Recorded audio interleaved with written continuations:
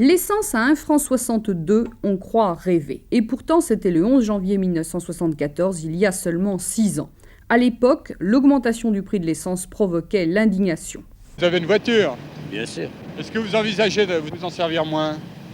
Oui, parce que ça me revient trop cher. Donc vous allez marcher un peu plus? C'est exact. Et c'est même pour la santé, c'est bien. Je pense que la seule action qu'il y aura à faire, c'est de s'arrêter de rouler pendant 15 jours. Pour moi, c'est un coup dur direct, mais je suis coincé, je suis obligé de me servir de ma voiture. Mais je pense que les week-ends, si j'ai à me déplacer, je me servirai moins de ma voiture. Ce ne fut qu'une parole en l'air. 6 mois plus tard, les Français s'entassaient aux portes des vacances. Ils ne renonçaient pas à l'indépendance que procure la voiture. Ils allaient même jusqu'à lui pardonner ses défaillances. Mais en 1974 déjà, on enregistrait également un autre type de réaction.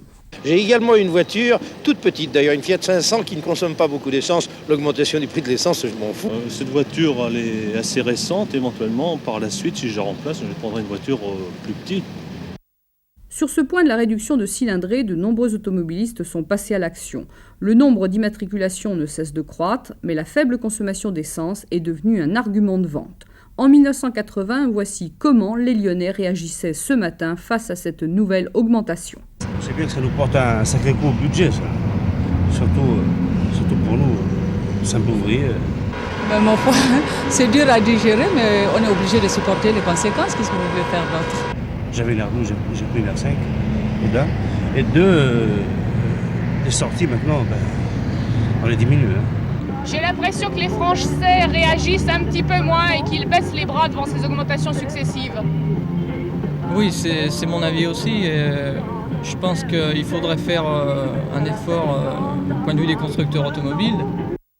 L'effort a déjà été fait chez plusieurs constructeurs français au niveau de la consommation.